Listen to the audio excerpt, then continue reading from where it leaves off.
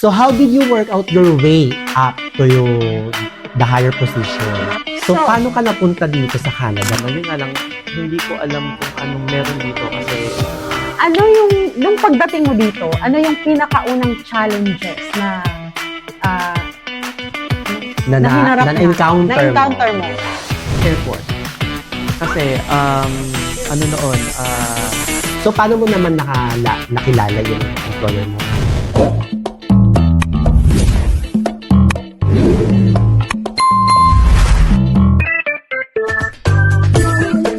From Philippines to Canada.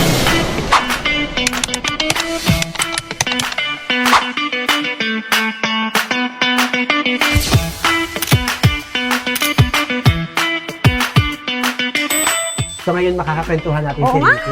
Alam mo naman si Ricky, isa sa mga successful nating kababayan Oo, dito, true. diba? Alam mo naman lahat ng Pilipino gusto makapag-Canada. Oo nga, lahat dream yon. Yes. Kaya ikaw, dream mo rin ba mag-Canada? Halika, makinig ka, may kwentong Canada kami para sa'yo. Tara. O, diba?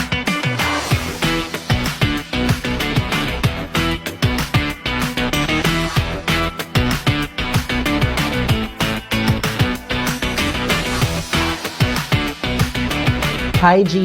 Hi, F! Kumusta? Okay naman, excited ako para sa ating pilot episode. Ay, nako, mas lalo naman ako. Yeah. Oo nga, hindi halata nagkulot ka pa. Oo nga. Ayan. Hello sa mga kababayan natin dito sa Cape Breton, specifically sa Port Hawkesbury and Strait area. Yeah? Welcome po sa ating pilot episode. And sino bang guest natin? Ay, Excited ka? nako. Kung excited ka, siguro siya mas excited din. Okay, wag na natin patagalin. Oo. Mga kababayan, let's all welcome the new president of Strait Area Filipino Society, Ricky Lanti. Yeah. Hi. Hi, Thank you, po. thank you sa time mo. salamat Thank din. you. Salamat sa pag-invite nyo. Upo ka, upo ka. Upo ka sa aming munting tahanan. Ay, tahanan niya pala. Oo. Ay, speaking of tahanan, Pumunta nandito mo. nga pala tayo sa YMCA office kung saan Kung saan siya nagtatrabaho nag-work. siya. Yes. So, kumusta naman, Mars? Okay, ito, busy sa work. Alam niyo naman. Oo Alam nga, mo. at tagal natin hindi Salamat din nagkakita-kita. naman at dumaan kayo dito. Sa mga hindi po nakakaalam, si Sir Ricky Lanting po is Settlement Officer for YMCA. YMCA Immigrant Services. Bali, ang cover po natin is Town of Port Hawkesbury, Mhm. tsaka yung counties ng Richmond, Victoria, tsaka Inverness County ng Cape Breton. lawak din pala yung Oo, kanya nasasakyan. kaya naman talagang busy siya at Kaya we're nga. very thankful dahil napagbigyan niya tayo sa Oo nga. opportunity ito na makausap siya. Sa hindi nakakaalam, hindi kasi siya dito nag-start. Okay, so, pwede ko ba siyang tanungin? Oo naman. Paano nagsimula ang iyong Canada journey, Mars? Nagsimula ang Canada journey ko kasi ang mga kapatid ko ay naririto na. Matagal na silang nakatira dito sa Canada. And then, matagal na nila akong ini-invite. Nakatira pa ako nun sa Bahrain. So, doon ako nag-work hanggang sa may nangyari sa family, about sa parents ko. Tapos, umuwi ako ng Pilipinas. And then, after, yun nga, nung mawala yung parents ko, so, sinabi nila, try mo mag-Canada, imbis na bumalik dun sa Bahrain. So, sabi ko, sige, try muna natin. Pag hindi mag-workout, at saka tayo magde-decide ng ibang ano. So how did you work out your way up to the higher position? Grateful naman ako kasi yung napaka-supportive nung dati kong company, is a 5-star hotel, Sheraton Bahrain ang pangalan niya. Sheraton Bahrain Hotel. Yes, sinusuportahan naman nila yung kanilang mga empleyado. So, meron kami mga cross-training sa iba't ibang department hanggang sa kung may opening, kung sino yung mga nagkaroon ng cross-training doon, imbes na mag-hire muna, uunahin muna yung mga insider. within. So, doon ako nagsimula hanggang sa nalipat nga ako sa front office department.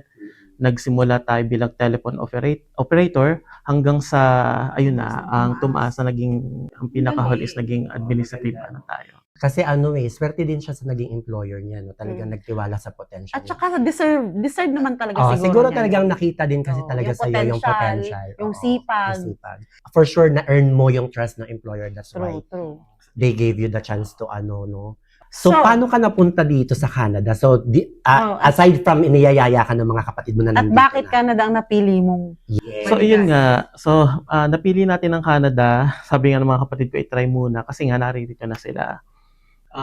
Did you heard about something Canada? Kaya yun ang... Hindi, kasi dahil narito na sila. So, Aside from that. alam ko na. So, yun. So, kaya ka nakapag-decide mag-Canada dahil basically sa influence ng mga kapatid mo. Nakasama mo ba sila dito sa Cape Breton? Pumupunta sila dito every year. Meron kaming, ako muna ang pupunta ng Labrador. Spend ako doon ng mga ilang weeks. Tapos, mag-fly ako, aeroplano.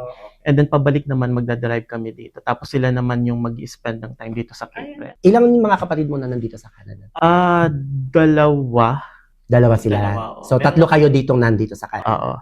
So, meron akong mga kapatid din na narito, kailang umuwi sila. So, hindi na rin bumalik. Pero sa ngayon, dalawa yung...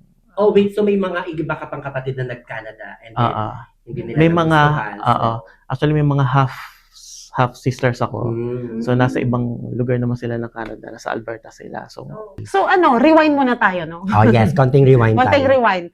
Ano yung, nung pagdating mo dito, ano yung pinakaunang challenges na, hinarap na? Na-encounter mo? Yes. airport. Kasi, ano noon, may snowstorm. Oh. Delayed sa Toronto yon. So, delayed lahat ng flight. So, winter ka nagpunta dito. Oh, winter. Dumating na yung flight ko, tapos sabi nila delayed ng parang another isang araw. So, nagstay ako sa airport ng halos isang buong araw. Tapos, yun yung time na talagang parang sabi ko, ganito pala talaga sa Canada. Tapos, sobrang blessed din ako kasi may mga kababayan akong kasabay nun sa airport. Okay. Ano yung mga kababayan natin mga first timer din ba? Hindi, Balik-balik. dito na sila. Tapos, nalaman nila na dito pa yung biyahe ko sa Cape Breton. Oh, so taga rito din sila. Hindi, taga, Within Nova Scotia. hindi, within Canada na magta-transit lang sila doon. Okay. So, nalaman nilang delay yung sa akin.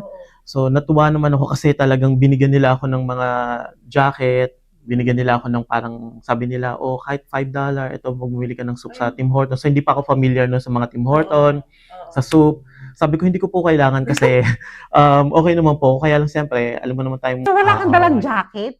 Meron. Kaya lang kasi parang, ang plano is dito na bibili para kung ano yung talagang para sa weather ng Canada. Pero meron ako naman. Culture shock. Alam mo, bukod dun sa culture shock, parang naramdaman ko talaga yung hospitality ng mga Pilipino, no? Tayo talaga, natural sa atin, no? Kahit hindi natin kilala, basta nalaman natin kababayan. Parang yung instant family na feeling na family, nandun talaga agad, no? Isa yan sa mga Yun ang Pinoy. talaga, oo. Yun. And that also reminds me nung umuwi ako. Winter din kasi yon. So, nagkanda delay din talaga yung flight Umuwi ko. ka. Oo. So, yeah, struggle talaga yan pag winter time ka nag-travel dito sa Canada. So, anong naramdaman mo noon? Okay lang ka?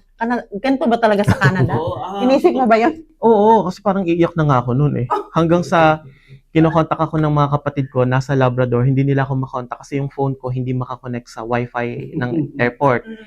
So, ginawa ng mga kapatid ko, tumawag sila sa airport, pinapage yung pangalan ko. Pinapunta ko dun sa parang customer service para mag-call back ako sa kanila.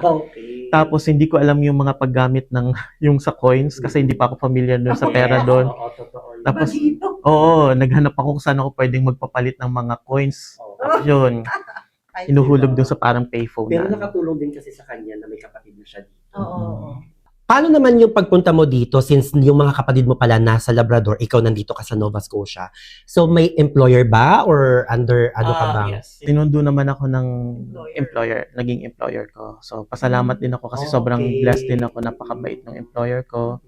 Sinuportahan ako simula pagdating ko hanggang sa trabaho ko sa kanila. So ibig sabihin, pagpunta mo dito, nag-apply ka na ng work. Work permit.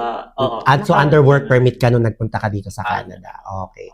So paano mo naman nakilala yung employer mo? Kakilala siya ng kapatid ko. Oh, wow, di ba? So may connection. So may malaking connection. tulong din talaga. So, pwede ba nating i-mention kung anong company yung una mong napasukan? And ilang taon ka nag-work? Oo, sige, i-shout out naman natin yan. Kasi di ba, malaking mabait tulong yan sa kanya. employer. Yes. So, yun yung una kong employer. Boat building company siya. Ang pangalan ay Samson Enterprise. So, gumagawa sila ng mga barko, maliliit na barko for fishing, minsan may mga for recreation, fishing boat. So, shout out naman dyan sa Samson Enterprise. Thank you po, ah. Thank you po sa pagtulong sa aming presidente. Oo, yeah. So, Di ba? Akalain mo yun? mm-mm. Parang hindi ko ma-imagine na doon siya nag-work sa... Oo, wala akong experience. As in talagang wala kasi syempre yung From background, office to ano, yun yung background natin. Correct. Eh, yun na nga lang nasabi niya kanina nung nasa Bahrain siya, nag-start siya as dishwasher. Kung titingnan mo siya ngayon, Oh my God. di ba, parang hindi mo may imagine na. Grabe. Oo. So, yun talaga, hindi mo talaga masasabi kung ano yung pinagdaanan ng Oo. isang tao, di ba? So, gaano katagal ka kay Samson Enterprise? Halos 5 taon. 5 taon din ako, 5 years. Then after that, dito na. Oo, nagkaroon ako ng oportunidad hanggang sa yun na, lumipat na ako. Oo.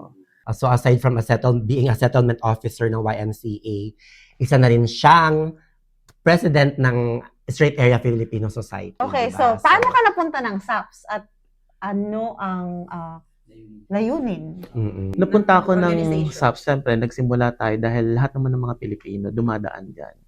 Although nakatira, hindi ako dito sa Port Hawkesbury nakatira nung una sa Arishat. May mga kababayan na rin tayo, tapos connected na rin doon. Nung doon pa ako nakatira, every weekend, pumupunta ako dito kasi dito namimili. So kasi yung Samson Enterprise nasa Arisha, tama? Okay. So, okay. syempre nga naman mas malapit dun sa ano. Hanggang sa lumipat na ako dito, yun na, doon na nagsimula yung connection natin sa Straight Area Filipino Society. Gana. So, sino-sino yung mga unang Unang. Pilipinong na-meet mo dito? Syempre, Ilan pa lang kayo nun? oo, ilan pa lang kami. Anong year yun?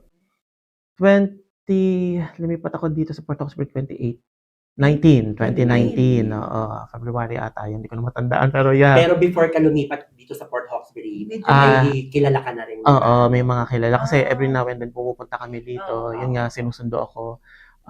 Hanggang sa siya na yung nakasama ko dito sa bahay, magkasama kami, si Rain Ledesma. So, Shout out kay Rain. so siya yung naging housemate ko ng ilang taon. Hanggang sa bumukod ako, nagsarili ako ng apartment. Hanggang sa lumipat uli ako, tapos yun na.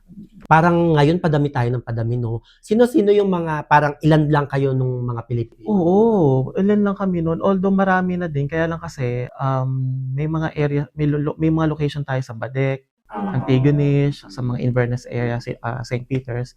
So hindi pa ganun karami dito mismo sa Port Hawkesbury hanggang sa dumami na lang tayo. So, yeah. Ano naman yung pinaka-role mo as a settlement officer? As a settlement officer, so parang kami yung ako yung unang point na parang magwe-welcome sa kanila. So parang tayo yung may bahay, 'di ba? Kung magwe-welcome tayo, may sarili tayong tahanan, mag-invite tayo ng mga bisita, tayo yung mga unang magwe-welcome sa kanila. So kung ano yung mga kailangan nila, tayo yung nagpo-provide. And how about yung sa housing? May narinig akong ganun. Oo, yes. Kasi dati, noong wala pa kaming housing support dito sa opisina namin, kami lahat ang naghahanap kung saan merong mahanapan. Oo. Kasi no, talagang sa ngayon yun isa sa mga struggle ng mga bagong immigrants talaga. Kasi parang, Actually, hindi lang naman dito sa Nova Scotia. Actually, across Canada. Across buong Kasi Canada. tumulobo yung population, pero yung mga Yes. Yun nga yung sinasabi ko nga, parang meron kang sariling tahanan, tapos nag-i-invite ka, kaya lang, ilan lang yung available mong room. So, para ma-accommodate mo sila, palalakihin mo yung tahanan mo, magpapagawa ka ng additional na kwarto. Oo, ganon. Kasi guys, dito hindi kasi tulad ng Pilipinas na sa isang kwarto kahit ilan kayo nakatira. Dito tama. kasi bawal yun. Tama. Sa isang kwarto. Oo, di ba? And that's for safety na din kasi, Oo, di ba? tama naman. Privacy and safety. Oo. Yes, yeah. So, So, ibig sabihin, hindi lang pala mga kapwa natin Filipino yung natutulungan ng office nyo, no? So, may iba't iba pa din Iba-ibang talagang- nationality. Yes. So, lahat ng dumadating dito sa amin, tinatanggap namin kung ano yung mga kailangan nila. Lahat ng lahi, kung sino man yun. Grabe, ang laking tulong nung Oo, nung sobra. office ng YMCA. parang may back. Oo, laking tulong nga. So, napakaganda at napakabigat din naman ng role na Oo. ano sa kanya, no? So, pero Pero, parang I can see naman na nag-e-enjoy siya Sobrang, sa ano niya. sobrang Gusto mo yung Oo, ginagawa. fulfilling naman siya, kaya lang minsan nakakapagod. Pero at the end of the day, parang may isip mo na lalo kung may nakita kang yung natulungan ng opisina namin na matagumpay na nga rin ngayon. So, yun yung reward sa amin na parang masaya na nakakapagod pero masaya. So kung nasabi mo fulfilling siya, totoo naman yun. Pero aside from that, for sure may mga challenges din naman. Oo, Ano ba? meron. Pwede ba natin i-share yung mga challenges na Ah, na-encounter natin as a settlement officer? unang-una diyan kasi siyempre nakadepende naman tayo kung ano lang yung mga available na resources namin. May mga hinahanap sila na wala kami. So kaya nga nagpa-partner kami sa mga community organization. Nagtatanong kami kung ano yung mga available nilang programming, tapos nag-collaborate kami para matugunan kung ano yung pangangailangan ng mga kung sino man yung mga baguhan dito sa lugar natin. So itong mga services na in-offer ba ni YMCA, free ba to or Oo, libre siya kasi mandated kami ng Nova Scotian Immigration, specifically ng Labor Skills and Immigration. So, which is Ay, ang that's suswerte. very important. Ang laking Oo, tulong ang nun laking sa tulong. hindi lang sa mga Filipino immigrant kundi sa iba Sa pang lahat. immigrants from all over the world, no? Oo. So yung free services ng YMCA. So, YMCA. Tama. at saka kasi yung sa program namin na nasa buong rural Nova Scotia kami. So, bawat lugar magkakaiba naman yan eh. So, maaring yung nasa Halifax, mas marami silang resources kumpara dito sa Cape Breton na kung ano lang, medyo Limited. sobrang rural tayo dito eh. So, kung ano lang yung available, parang yun lang, maano natin. Yeah. Pero itatry natin na tulungan kung ano yung mga pangangailangan nila. Tapos na tayo sa YMCA. Oo. Pag-usapan naman natin yung mga plans mo as a new elected president ng Strait Area Filipino Society. Oo. So, gaya nga ng napag-usapan natin, ang mas gusto ko sanang pagtuunan yung kapakanan ng mga miyembro at kung paano tayo mag-give back sa community. Kasi sabi nga natin, napili natin ang Canada bilang bago nating tahanan. So ano naman yung maibibigay natin sa kanila? Pabalik. Kasi parang in-embrace tayo ng Canada eh. So ano naman yung maibibigay natin para sa kanila? So sabi ko nga, kung mga simpleng community cleanup, Which is nagawa na natin. nagawa na natin. Tapos ipagpatuloy sana natin yung pag-volunteer sa mga community partners, sa mga senior at saka sa tawag dito, nursing home para mapasaya naman natin sila sa simpleng bagay. Oo. Tsaka syempre dapat kilalanin din natin yung mga achievements ng ating mga kababayan. Oo, tama. Isa yan Nice sa idea. i-focus din natin. Oo. Mm-mm. Nasa likod mo kami. Salamat. One call away. Mm-mm. So, napakaganda ng conversation natin. Salamat naman. So, ito na. Okay. Ano na lang ang, mapapayo niya sa mga bagong dating na Tama, gustong tama. maging successful sa Canada? Kagaya. Kasi alam naman natin, di ba, Oo, na hindi tayo pare-pareho ng Oo. journey sa Canada. Merong halos lumusot sa butas ng karayom, meron naman parang isinubo na lang. Oo, di yung ba? parang very Iba- smooth. Yes, Yung iba-iba iba, talaga eh. Oh my God, Oo. grabing dinaanan. So, lupa. anong maa-advise mo sa kanila? Ang masasabi ko lang talaga, kailangan lang talaga natin ng tibay ng loob. Kasi unang-una mawawalay tayo sa pamilya natin eh. Maswerte ka kung single kang tao, pero kung pamilyado kang tao, Swerte ba yung single? Parang hindi rin. No. I mean, syempre, kung halimbawa, mawawalay ka sa pamilya mo, matagal mo na kasama sila sa Tama. Pilipinas, di ba? So, mangingibang bayan ka, mag-isa ka dito, unang-una yung lungkot eh. So, kailangan maging matibay yung loob natin. Lagi nating iisipin kung naririto tayo kasi para sa pamilya natin. Tama. Lalo ngayon, maraming mga pagsubok kasi maraming yung challenges sa immigration. So, marami nang nag-iisip na umuwi, marami nang nag-iisip na, Demotivated na. oo, yun. Alam din naman siguro nababalitaan din naman ng iba dahil Oo. mga kababayan mo. Dati. Especially for international students. Oo, karamihan sa kanila. Kaya yun, lakasan lang talaga ng loob, wag mawawala ng pag-asa. Kasi lahat naman tayo dumaan sa ganang, kanya-kanya na lang tayo kung paano natin hinarap, kung paano tayo naghanap ng paraan para masuportahan yung sarili natin. So, kumbaga, have faith in God and Oo. then First, number one talaga. Number work one for, yan. and work for it. And Oo. He will do the rest. Right? Yun yung number one. Kasi ako naniniwala talaga ako pag para sa'yo.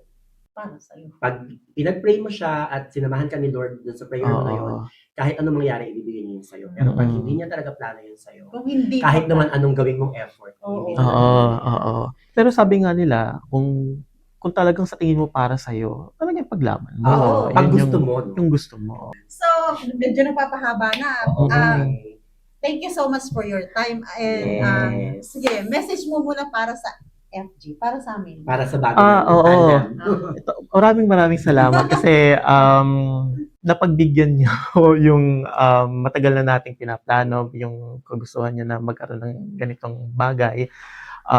Madala ko ano yung mga istorya ng mga kababayan natin para marinig ng ibang kababayan din natin, para ma-inspire sila. Nagpapasalamat ako sa inyo. Sana mas marami pa tayong ma-inspire ng mga kababayan Oo natin. Madala natin yung mga istorya nila, mapakinggan ng Yan talaga yung iba. goal namin. Oo. You're very welcome and thank you din. Syempre, Salamat sa din. Thank you for your Oo. time. And yeah, Despite your so busy schedule, di ba? Salamat po. thank Okay you. po. Thank you. Thank you, Mark. Thank you. G, so congrats sa atin for our pilot episode. Oo nga, ang saya, di ba? Oo, parang hindi tayo nag-interview. Parang Oo nagkwentuhan nga, lang tayo, oo nga. no? Ang sarap kausap ni Pres. Oo, At marami. ngayon ko lang nalaman ha, yung mga revelasyon, ang dami. Ngayon ko lang nalaman na na nag-dishwasher pala Very, siya. yes, very inspiring Oo, talaga yung tapos- kwento niya. Bilang, take away mo sa kwento niya? Yun nga, yung kung may pangarap, natandaan ko talaga yung sinabi niya, kung may pangarap ka, ipaglaban mo. Mm, Yun. Kaya guys, yun. Pag may pangarap kayo, huwag kayong titigil hanggat di nyo natutupad. Tama. Diba? Ako naman ang natatandaan ko sa kwento niya na na-inspire talaga ako. Na sinabi niya na lahat naman talaga tayo nag-uumpisa sa mababa. Oo. And nasa sa atin kung paano natin tatrabahuhin yung sarili natin pataas. No? Tama. Diba? It's very relatable talaga sa halos lahat sa ating immigrant dito sa OFW. Canada. O hindi, lahat. Yes, ng- yes. Oh, yeah, tama ka Hindi dyan. lang sa Hindi lang sa Canada, kundi sa lahat ng Global. Pilipino all Oo. over the world. Kasi, Diba? kasi yung iba, hindi may mga iba talaga na gano'n na, Mm-mm. ay, doktor ako, bakit ako Oh, so, caregiver? We don't Yung have ganun anything ba? against Amanda kasi Oo. iba-iba talaga yung Oo, mga iba-iba. So, pero yun talaga yung thought nung sinabi niya. Parang Oo, ang ganda. nag-umpisa, Napaka-inspiring. iiba ka na lugar, mag-start ka talaga from the bottom and then it's up to Humble you. beginning, tingnan mo naman kung nasan siya ngayon. Diba? Very inspiring. Thank you, So, yeah. Mars. Thank you, Fred. So, ayan, thank you mga kababayan for sharing your moments with FNG! See you next time!